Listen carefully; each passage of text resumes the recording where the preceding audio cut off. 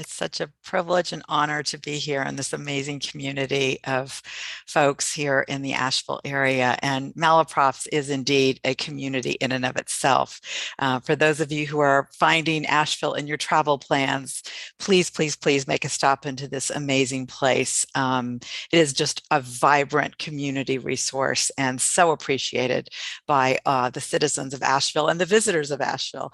And another amazing community resource is my special guest and co-host this evening, Tucker Shelton. And I'm so honored that Tucker has agreed to be part of our conversation this evening. So Tucker, would you please say a few words and welcome everyone to our event?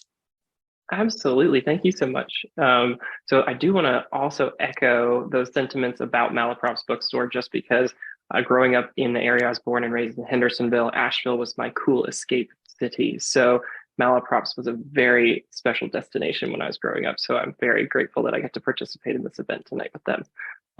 That being said, who am I to talk to you? So my name is Tucker. I'm a local Asheville area yoga instructor. I've been teaching yoga for 16 years and studying it for that amount of time as well. So I'm very passionate about this topic and really just enthralled with the book that you wrote and all of the amazing nuggets of wisdom that you were able to distill into such a concentrated form for the modern world and the modern practitioner. So I'm really excited to get to talk with you today. Oh, Tucker, thank you so much. It's such an honor. And people may be wondering like how this little collegial relationship came about. And it came about because I was looking at the one of the festivals in Asheville, upcoming yoga festival last year. And I went to see who teaches yoga at that festival because I knew those would be the yoga leaders. Yeah. And there you were. And I quickly looked up your bio. I went to your website. I read all about you and your offering. And I signed up during the pandemic to take one of your classes online. So I got to see you live virtually. And I loved your approach. And I sort of filed that away and thought, when I get back to Asheville, I'm going to meet this dude. And I'm going to see if I can start going to some of his classes live and perhaps even a retreat.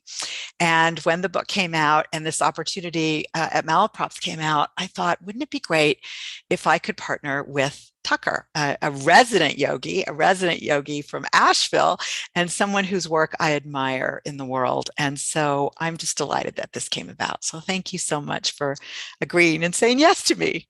Yeah, yeah, Thank you. I'm yeah, honored. So thank you very yeah, much. yeah. Great. Okay, so let's kick it off with what are your questions, Tucker, as our resident, expert in yoga.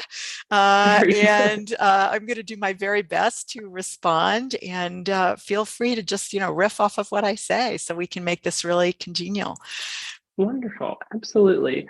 I think we should just start at the beginning and say, the most basic question, which is why? Why did you decide to write this book, Inner Switch? Yeah, such a great question. Like most things in life, it was completely serendipitous. I had never planned on writing this book. I had never planned on being a published author. It wasn't on my wish list of things to do in this lifetime, but it was an organic response to this very powerful discovery that happened when I was healing my body from an injury. And I thought deeply about yogic concepts for over a decade after this happened. And what started emerging for me was something that I needed to share. So here's what happened. A grocery store scale accidentally fell on my foot. I developed severe burning pain. The fracture eventually healed, but the pain did not. It got much, much worse. And it turned out I had developed this thing called complex regional pain syndrome. And what that is it is a malfunctioning of the autonomic nervous system. And so the autonomic nervous system consists of two parts. The homeostasis is maintained by the sympathetic and the parasympathetic. So what happens in complex regional pain syndrome is the sympathetic just malfunctions. It just misfires continuously. So even after an injury, it sends these pain signals to that body part as if it happened the same day. Yeah. So what happened was my foot was continuously on fire for weeks, for months. It turned into years. So I I really struggled. There was no known cure. I had been to so many Western medical doctors and treatments, just trying to sort of cope with it. But we were really dealing with palliative care at that point, and I began to feel quite hopeless that I would ever regain any of my previous functionality in life. So I came to accept that the Western medical model had done everything that it could do, and that it was up to me to figure out a way forward. Now, at this point, I had been working as an executive coach, and I had been working in corporate, entrepreneurial, and non-for-profit organizations throughout my career. But I had developed a very significant yoga practice during this time. And so I knew that one important part of yoga was using the body to get into the poses. But I didn't really yet know that yoga was also a system of using the poses to get into the body. So when I got into postures that were uncomfortable on the mat, and I started to focus deeply on the bodily sensations and the intensity of these experiences, I learned that I could become an observer of these sensations. And what I was able to do was to create a space between the experience of these sensations on the yoga mat and my interpretation of those sensations. So I began to hypothesize, well, what would happen if I could use what I'm learning on the yoga mat and in my study of yoga and become an observer of my pain? I began to hypothesize what would happen, right? Could this help me? Could I detach from my experience of the pain? Could I learn to cope with it better? Could I coexist with it differently? So as I became an observer of these intense pain sensations, I noticed that I was able to become uncomfortable in a pose, observe the sensations, and I used it as information about my mental and physical experience. And I began to notice, and you know this as a advanced yoga practitioner, that I was not the discomfort, that I was the witness of the discomfort, and I was separate from that discomfort. So instead of being trapped in the experience of the pain, I was able to observe the pain. Well, I started learning to cope differently and better with the pain. Didn't disappear altogether, but I was onto something. So I started deepening my study of yogic philosophy, and I realized that yoga offered so much more than just simply the postures. There were methods in yoga to consciously activate the parasympathetic nervous system. I never imagined that this could be controlled in any kind of a reliable way. I did not know that. But by using these ancient techniques from yoga, I could control the relaxation of my body, and I could activate my parasympathetic nervous system. And what happened was the pain began to subside. After 7 years of this intensive practice, deepening my knowledge, my burning pain finally disappeared. So I was able to return to walking, hiking, ballroom dancing, yoga, everything. And I could not have imagined this before. Yeah. So I was so shocked and relieved that my instincts turned out to lead me into something that was truly a miracle. It was a miracle. So, I had primarily been using yoga for relaxation before this, but as I healed myself, I began wondering, what if some of the things I've been learning on the yoga mat for healing myself could help my clients, my leadership clients? And this is where the two parallel paths began to merge, that of executive coaching and yoga. Because in my training, and in traditional executive coach training, it had never been taught, it had never been systemized. Nobody talked about it. So I began listening to my client concerns differently. And I saw how their everyday discomfort was paralleling what I was experiencing on the yoga mat. Maybe it wasn't pain, but it was other kinds of discomfort. Yeah. By consciously helping them learn to activate the sympathetic nervous system, they could enter this more relaxed state, learn to drop into the present moment, and enter into conversations with other people and obtain different results. Now, so early on, I was pretty guarded about what I was willing to share because the business environment, this was many, many years ago, it had not embraced mindfulness even. as in the last decade. And I was afraid that people would consider me just a little bit woo-woo and not take me seriously, right? They wouldn't focus on all the things that I was able to do that were really grounded in their familiar reality. But I began incorporating these techniques with my trusted clients. I didn't name it as anything, but I got permission because there was a lot of trust between me and my clients. And as they were expressing their concerns about difficult business decisions, challenging conversations, conflicts in their relationships, chronic stress, all the other things that people experience, I summoned up my courage and I asked them if I could try something new with them. And that's how I began testing out my hypotheses in real client sessions. So what happened really surprised me. They started taking to this work. Some of them were having breakthroughs in their work and in their personal lives. Some of them were even calling in from across the country saying, I want one of those experiences. Yeah. So I'm thinking to myself, why am I soft pedaling this? There's something here that people are finding helpful. So in the last 10 years, I've tested and refined this understanding of how to incorporate the timeless ancient wisdom of yoga into the realm of leadership. And the results have been inspiring.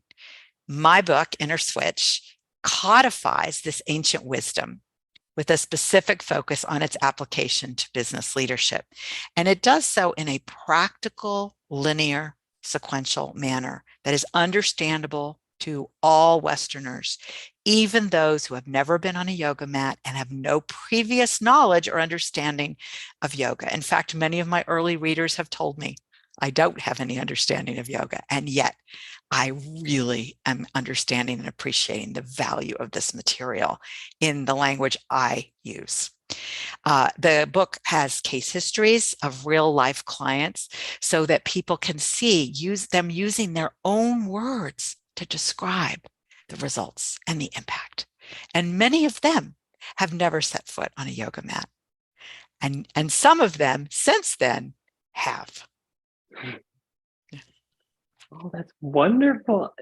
Thank you so much for that Yeah. story, because just hearing your background with the injury and your experience and going through the process of adapting to that way of living and then being able to pull the wisdom of yoga to really integrate it, 7 years of work to get to that point, and then really having earned it and then being able to share it and take it out into the world with other people in the environment that you've been working in, and merging those two worlds. It's a very unique thing, and I think it's really needed and necessary right now. So thank you for sharing that. And I guess it kind of just bleeds into the next question I have for you, which is kind of the why of what were you hoping to accomplish with the book itself, with sharing this book? Yeah. So I saw this impact of these principles in my life. I obviously healing a body from something as severe as complex regional pain syndrome, which is very rarely talked about as a possibility, I was given no hope. And the fact that it happened, I felt like I needed to start sharing this with other people. So for me, the results were inspiring. They were transformational. And I have seen my leadership clients also receive incredible benefits and results from using these principles in this way. So I believe that other people all over deserve to have access to this information. And that's what caused me to go through the arduous and difficult task of writing and publishing a book. That is a big task to take on. I'm very impressed. I've thought about it before, and I'm shy to get to that. So maybe you'll inspire me. I'm here for you. I appreciate that. Well, so when writing the book, I mean, you talk about yoga, and you talk about business and leadership. So is this book for business people? Is it this book for yoga people? Who's it for? Who's it written Yeah. for?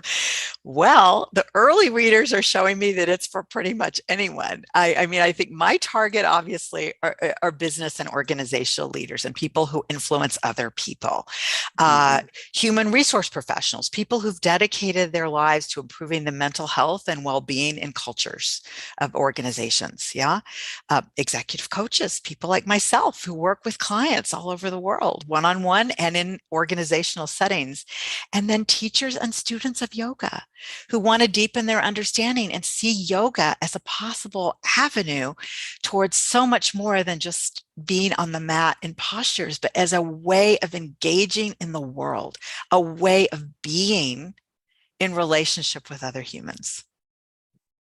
Yeah. In reading the book, I knew that it was for everybody, but I just wanted to hear what your perspective was. I love And the question. but even in reading it, I was highlighting things in there that I was like, I could do this. This is good for me and what I do and what I offer. So I was very grateful and inspired, from my own perspective as somebody who's studied these things for a while. So thank you for that. Mm. Yeah. Oh, thank you. Thank you. Absolutely. So with the book title is Inner Switch. So this whole book is prefaced around a method, an approach that you've created or put together. So do you mind just sharing with us what is the concept of the inner switch? What is it about? Yeah. So it's such a great question. The inner switch is when we shift out of our Western based model of over reliance on the sympathetic nervous system and the thinking and doing. We are very action oriented in our culture, right? We Mhm. know how to do that. Nobody needs to be taught how to think and do. What we are challenged by is that we don't have good wisdom and we don't have typically good practices on how to activate our parasympathetic. Yoga is one of the vehicles to help us do that. So when we can blend the ability to balance the polarity between sympathetic and parasympathetic, between thinking and doing, and feeling and being, we are able to become the observer. When we become the observer, we become integrated. We are now using all of our parts, our hearts, our minds, our guts, all of our being to interact in the moment.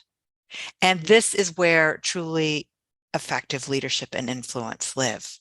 So the inner switch is this idea of being able to move from the idea that we need to fix the external or change the external or change what's happening around us or try to change other people, which is even more destructive, to just simply learn that that which we seek from others begins first within ourselves. That's the switch. We get to experience it first within. We create with and through others that which emanates from within us. We reveal the light that was already present within us when we can balance the two parts of our nervous system and act in polarity in an integrated manner. And then we connect with others from that perspective. And from that, we illuminate. Yeah, we don't need to change anything around us. Whew. I feel like I need to let that sink in. Uh, That's really beautiful. uh, It's a powerful message. Just to understand that so many things in life are oriented externally. We start from that perspective, and we're always looking for things outside of us to satisfy what feels like it's missing or off within us. mhm. So that's that beautiful lesson that yoga has taught us, is that the things we're looking for outside are within, and we can actually access them ourselves just by becoming quiet and settling and feeling. And there's so much Feeling. power in that. Yes. Tapping into the sensation without the Mm, story.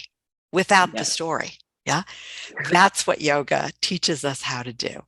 What is the story I'm making up about why I can't get into this posture today, but I could do it yesterday? Why is that person on the mat next to me doing something that I want to do and can't? Why is that teacher so flexible, right? Those are the stories. But Mhm. if we just go inward, pratyahara, we withdraw, we go inward, and we focus on our own experience of the sensation, and we let go of the story. That's the third principle, the letting go. We can become the observer of what is actually happening. And what is actually happening has nothing to do with the past or the future. It literally has to do with clearing all of that conditioned responsiveness and being present fully to what is showing up in the moment right now. And that is literally the thing that people want from us. Can we be present right now? Yeah. What a powerful gift to give to the world. And I actually, even just in reading the book, I was scribbling notes, and one of the things I wrote down was, this is an inspiring and uncomfortable book to read. it, Mm. because it falls into the category of swadhyaya, or self-study. So it's that deep sitting with yourself and reflecting, and that's a brave place to step into. And I think that inviting folks into that space is an incredible gift. And it's not something that necessarily our society encourages regularly. So having things like this become more out in the world and even into like business realm is just so very exciting for me to see. So I'm Oh, really delighted about that. And one other thing I just jotted in my notes that I was hearing you say now is, the body is the access point, and that using the body to access the present moment, using the body to access the state of just being, that's a real gift. And so it sounds like you found that through your yoga practice, and that you're teaching these methods that allow people to drop in using the feeling and sensation. So that's a powerful thing. huge. Because so many of us, particularly the people that I work with, are really just so disconnected initially from the Mm, experience of what they are feeling.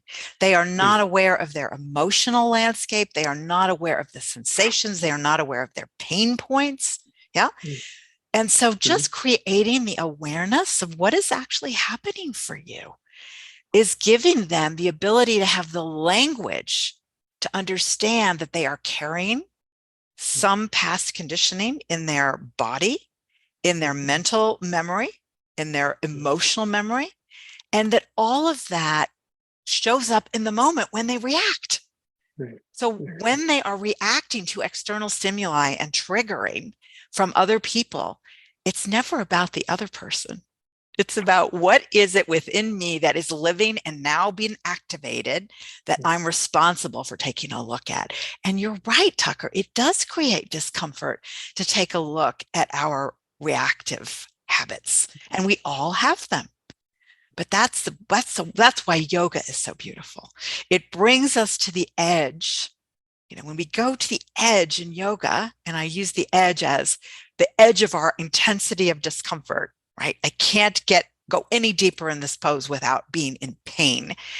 We notice there is a reaction to that. We start to make up a story. What is wrong? I want to do that. That's egoic. I need to be able to go deeper. I did deeper yesterday. Everybody else in the class is going deeper, right? That's egoic. But if we just go into the sensation, it's like, isn't that interesting? What's happening? I'm all the way to my edge. Can I use my breath to drop in even deeper, to even deeper sensation? What becomes possible when I let go of the story and I focus on the sensation? That practice for me, when I learned to go just to the edge and not beyond it, was life changing. mm. That was life changing. That's beautiful. Mm. Well, and just that message is so powerful. And this is, I think we are working in parallel lines, but in separate realms, because I feel like all I do is teach people how to feel, or really just try to open that space for folks so that they can access these things that, because we're taught to shut things down, and we Yes. protect ourselves based on our past experiences. So it's a really potent message to give people space to actually stop and feel, because it opens doors. So, It is the gateway to everything that we desire. And, I want to add an additional point to what you're mhm, saying. We are at an extraordinary time in human history right now in terms of the challenges that we are facing coming out of this once in a century pandemic. 42% of US workers report feeling burnout. That's almost half of all people who are going to work feel burned out. 53% of leaders cite holistic well-being as their top leadership challenge. And of 1,000 employees that were recently surveyed, 2/3 of them experienced work-induced mental health challenges. We've got to change what we have been doing. Our world is demanding that we change.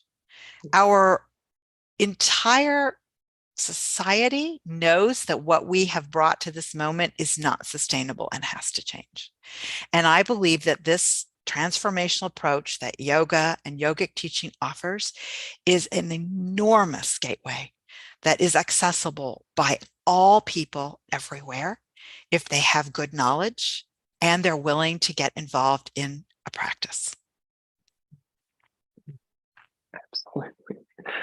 Well, you're inspiring me a lot. So I want to see if we can get some other folks to understand how this works. So can you share some of the principles that you would offer to help folks make this kind of switch from being unconscious and reactive to being more conscious and responsive? Yeah, it's beautiful. So the first thing is, and you know this from yoga, is that a person has to be open. So the first principle is be open to something new and the unknown, because that is where all the exciting stuff is going to come from as we go forward as humans. The second principle is learn. Like, understand that we are put together with a mind that is extraordinary in capacity, but also has limitations. So until we understand the limitations of the mind and its reliance on conditioning, and the subconscious programming, we will not really understand how to go beyond it. So the book is chock full of the explanation of the conditioned mind and how the habits of the past can become obstacles to our growth and our evolution and our greatness.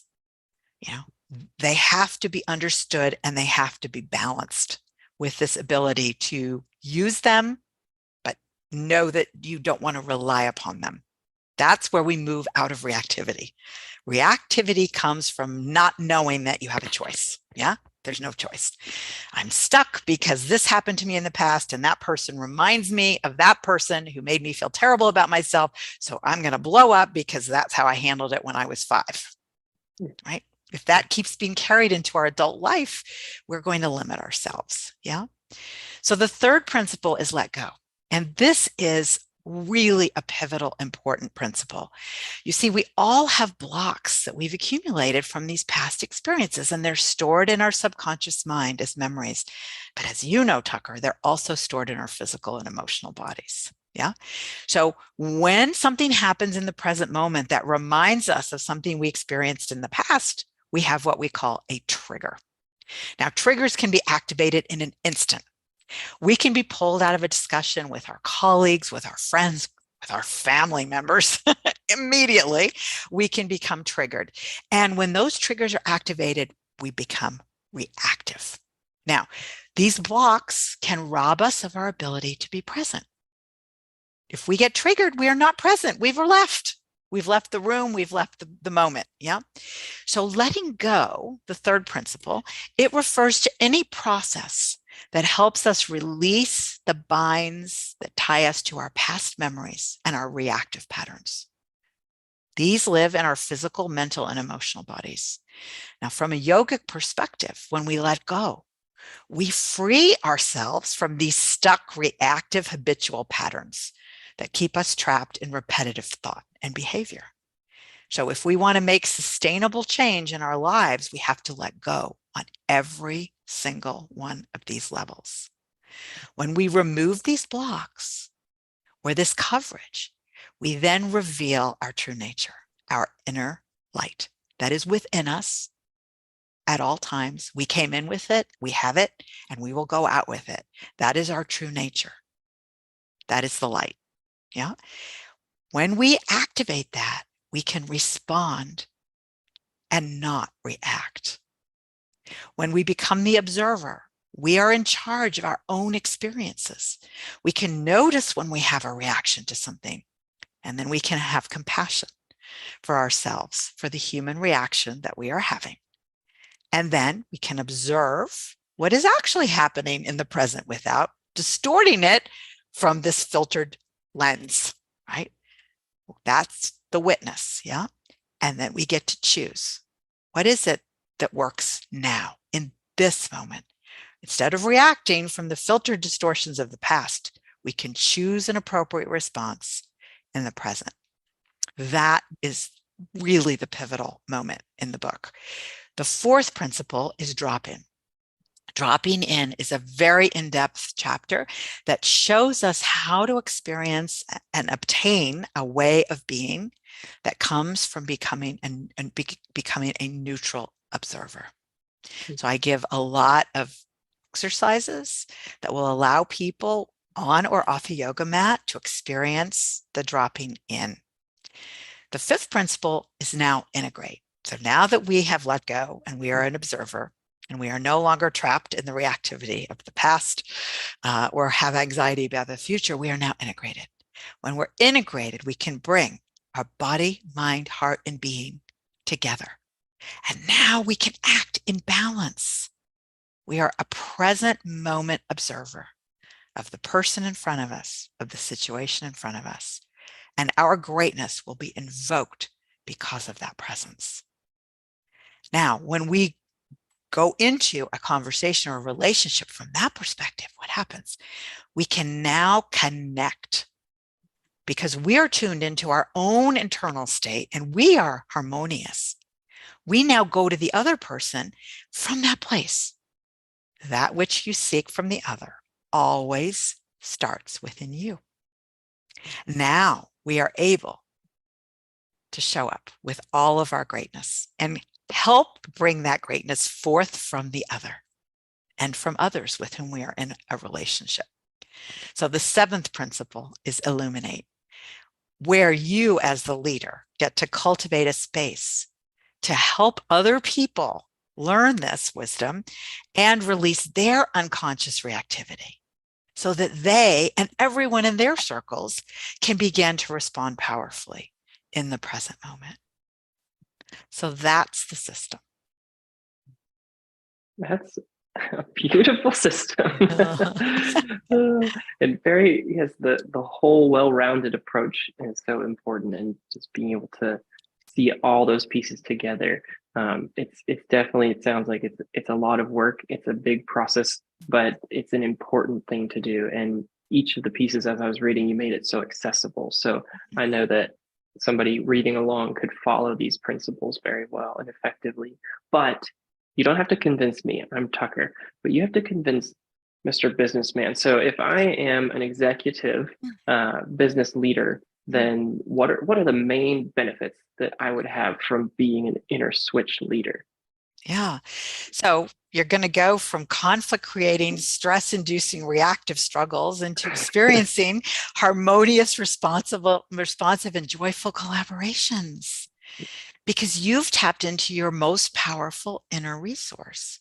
So business people who operate in organizational life, from people who work in bookstores and manage bookstores to people who manage restaurants and hotels and yoga businesses, everyone's leading in some sphere.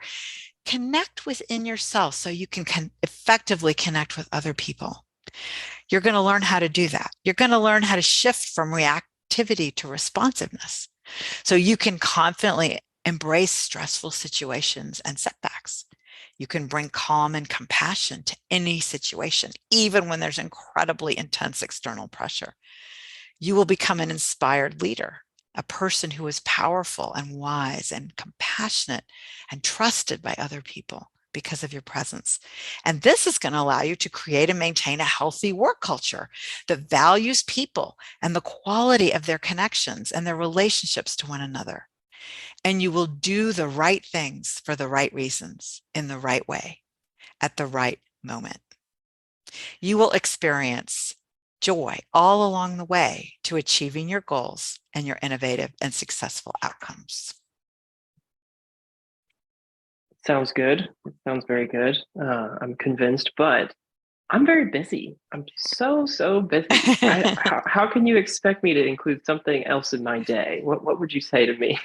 Well, everybody's busy. Nobody has any time for anything else. But the idea is it doesn't take a lot of time. What you need is good knowledge. You know, you need to be able to understand how the mind and body work, and you need to be able to have some space and time set apart for a practice. Yeah. We just need to learn to use our time differently. Yeah. We can use any moment of the day to practice, any conversation, any moment where we're being drawn into reactivity is a yoga mat. Yeah. When you're ready, the time you need is going to expand to fit the commitment you have. So, what we need is an intention to shift perspective. Many of us really choose to be busy, not because we like to overwork, but because we want to escape our feelings of whatever we're experiencing and our distress. Yeah. So, busyness is an addiction. It's a way to say, I don't have time for that. Right. So, once you shift out of that addiction and that thought pattern into the, what if I weren't busy? What would I be doing? Well, I might want to learn how to have better relationships. I might want to learn how to make better decisions. I might want to learn how to experience peace in my life each and every hour of the day. What would be the value of that? Priceless. So if we ask the question, the time will show up to answer it. When you have good knowledge and good practice, you can activate your parasympathetic nervous system in less than 1 minute. And you can diminish the impact of stressful emotions and stressful events instantly once you have this knowledge and you have a bit of practice in doing this for yourself. Absolutely. Okay. I'm where do I sign up? but, but also I want to actually, just speaking as Tucker, not as pretend business person anymore. My one of my favorite parts reading the book was the testimonials and the stories of what people experienced working with you and working with this method and this approach. So I was wondering, I feel like that'd be beneficial if anybody could hear some of those stories, or Yeah. maybe one.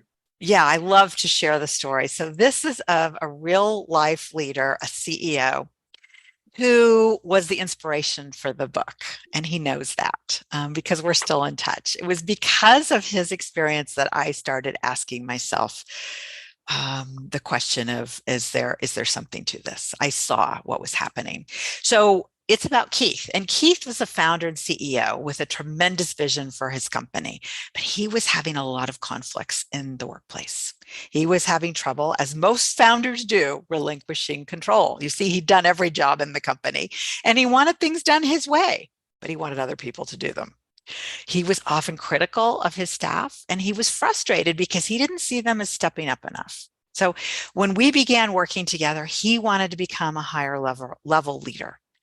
His style was one that was called highly directive. I often observe this style in leaders who haven't yet had any leadership coaching or any real personal growth work. Also, he had been raised in a command and control home, and he'd been expected to do things in a certain way. So he expressed intense judgment of other people in his workplace because this is what he had experienced in his own upbringing.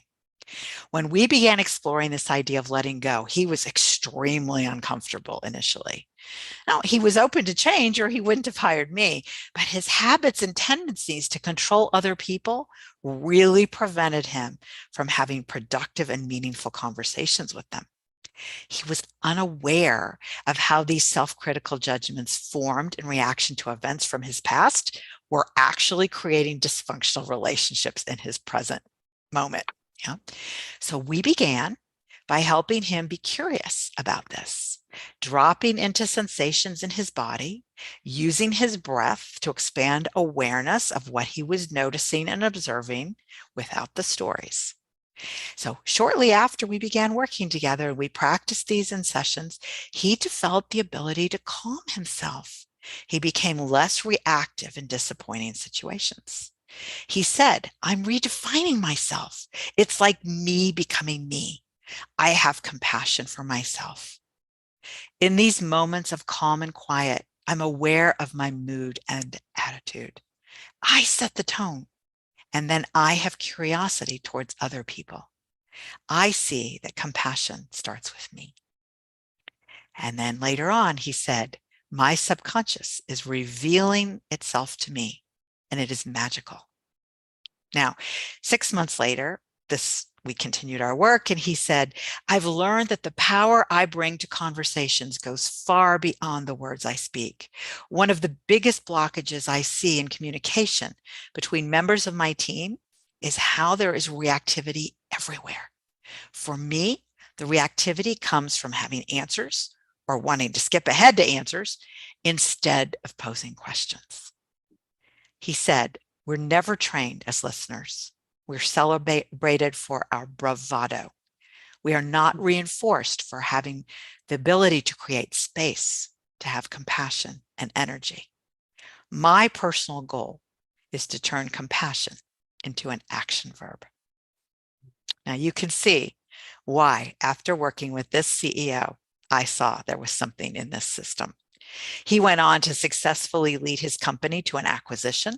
He achieved a significant return on investment for himself and for the other owners.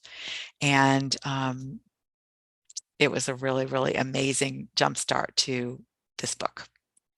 And a self-transformation for that person in such a huge way. Yeah, I saw him recently, and he said that, and he spoke to a whole room full of people about this, about the book, and he said, this changed my life. Yeah. Yeah. That's amazing. That's Well amazing. done. Yeah. Yeah. Well, timing wise, I think Yeah. just it might be nice to open the door for some Yeah. questions from the audience. Yeah. Thank you so much. Yeah, we want to hear Yeah, from the thank you. audience and who has questions or comments, or Stephanie and Patricia, can you go ahead and moderate if there are some folks in the audience who wish to engage with us? We'd love to be in community with them. Well, thank you. And thanks for the conversation and the introduction to your book, Susan. The first question is, what do you say to folks who see sort of a fundamental disconnect between yogic philosophy and business, capitalism, essentially, right? And sort of, kind of bringing those things together in a way, have a hard time picturing bringing those things together in a way that remains respectful of, yogic tradition in particular. Oh, what a great question.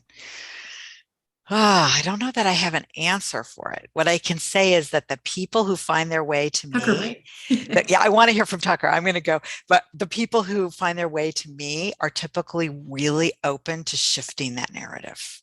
Yeah, they are part of the capitalist system. These are owners, founders, investors, owners, CEOs, presidents of companies. Many of them are incredibly successful. Many of them are very high net worth individuals already, and they don't see a disconnect between it. So what's interesting to me is I've never had anyone say to me in my practice of using these ideas with them for well over the last, decade or so, I've never had anyone say, but how do I continue to make money doing this? Because what I do, you see, is I have them bring their real life business challenges into the room, and I apply these principles to the things that are going on for them right now. So we're not separating the two things. It's all one. Oh, you've got a negotiation for $100 million deal coming up. Let's talk about how you could prepare yourself to have that go the way you would like it to. And I give an example of that in the book, of a $40 million negotiation. In fact, I had a CEO who contacted me for one of these sessions, was in another state, getting ready to go into a contract negotiation for a $40 million contract. And she said, I just need one of these sessions. And I said, okay. And I did this thing that I do where I just kind of got this download and sort of took her into this experience. And she said, great, I'm all set. I'm ready to go. And she texted me, I got the deal.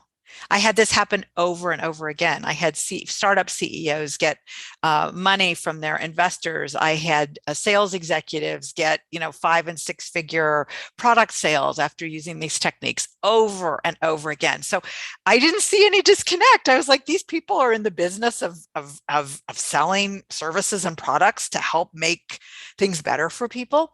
But I didn't separate it. I just said, how can we help you achieve what's important to you while applying these principles for yourself? And through the shifts that they made individually and internally, they shifted the conversations and their relationships, and that changed the outcomes. I hope that answers the question. Tucker, what would you have to say about this? Ooh, I think that's a fabulous answer. Not sure how much I can add to it, but I would say, traditionally there's always been this concept of the grihasta, and that's a Sanskrit word that's talking about a householder, someone who is in the world of the world, has a job, has a family, but is a yoga practitioner, and it follows the principles of yoga. This is a very ingrained practice from the roots of yoga. So it's I think that sometimes folks in the yoga and wellness industry can create a vilification of, corporate world, and I'm definitely guilty of that at times in my own world. But I think it's a good thing to remember that these are practices for everyone. That yoga is for everyone, and Yes. there is no harm in teaching someone who has a lot of power and accumulated wealth to be more compassionate and to be present and to make decisions from that place. I mean, I think that's exactly what we want. We want business leaders, we want, global leaders to be operating from this space and be more heart-centered and more embodied and less reactive, so I fully support it. I think it's a really great thing that this book is putting forward. So that's, my 2 cents. Oh, great. That's great, Tucker. Thank you. Yeah, for that. Specific, yogic practitioner perspective. Yes, I think more compassion from people with lots of resources would be great for everybody. So there's certainly something to be said. Certainly something to be said for that. So we have a question from, this one is longer, so I just need to read the whole thing, from Thomas, who says, the autonomic nervous system, including the sympathetic nervous system, functions automatically in the background of our bodies. How can we consciously influence automatic functions to induce relaxation, balance, and presence? That might be too much of an answer for where we are here, but question that you inspired. Yeah. So typically we use breath, right? We use pranayama in yoga. Pranayama, breathing, any technique which modifies the state of mind is going to allow us to enter a state of relaxation, right? If we want to look at what is happening in our mind, we first begin to explore, where is our breathing? Right? And most of us in the West breathe from the top of our lungs. We initiate from the top of the lung. The shallow breath at the top when we initiate is the breath that promotes fear and anxiety, which is why we so often experience the sympathetic nervous system hijack, because we're breathing in this way all the time. So one of the things I ask folks to do in my world is just to sit up really straight and come to the edge of their chair.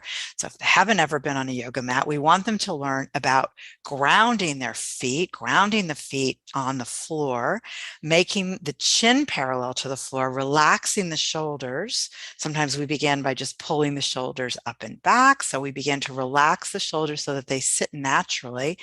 On the body, and that the spine is erect. And, Tucker knows this, when the spine is erect and the vertebrae are stacked as if we are stacking dishes in our kitchen cabinet, the energy can go freely from the base of the spine, from the root to the crown. And in this way, we will begin to become attuned to the movement of energy within our own bodies. So this is a very simple practice. Sitting up straight, placing one hand on the belly, one hand on the top of the lung, and inhaling through the nose. And noticing when we inhale through the nose, we visualize a little tiny straw 2 inches below our belly button, and we imagine sipping air through this straw, through the belly. And when we inhale and we pull this air into the belly in this way, the belly expands. That means the hand goes out. So we have a feedback reminder instantly. Inhaling through the nose, belly expands. Now the breath is moving up from the belly into the base of the lung, all the way to the top of the lung. And we hold the breath for the count of 4 without any struggle or strain. And now we release the breath, and we see the breath in our mind's eye going from the top of the lung into the base of the lung, into the belly, and then finally exhaling through this tiny hole where the straw is. And the hand now goes in. So this is what I would begin doing, this simple breath practice of getting the feedback from feeling the hand going in and out and noticing, is the breath going in through the belly and traveling up to the top of the lung. After 4 or 5 of these breaths, Stephanie, people will begin to notice the thoughts going into the background, and they will become more aware of sensation. They will become more aware of tingling, of heat, pain if they're experiencing it, and they will become absorbed in the sensation and not in the stories about the sensation or the thinking mind that is distracting them, the chatter. Yeah. Now they are available because their parasympathetic nervous system is on board and they're conscious and awake. Now, there are other techniques, but this is the simplest one. One of the ones that I love to use, and I'm sure Tucker does as well, is Yoga Nidra, which is a really, truly life-altering technique, which is called the sleep of the yogis, yogic sleep. It involves lying down. Everyone can lie down, no poses or postures. All you need is a comfortable place to lie down in a darkened room where you will not be disturbed. And you put on headphones and listen to a guided meditation, which involves a lot of tension and relaxation and entering the state of delta and theta brainwave.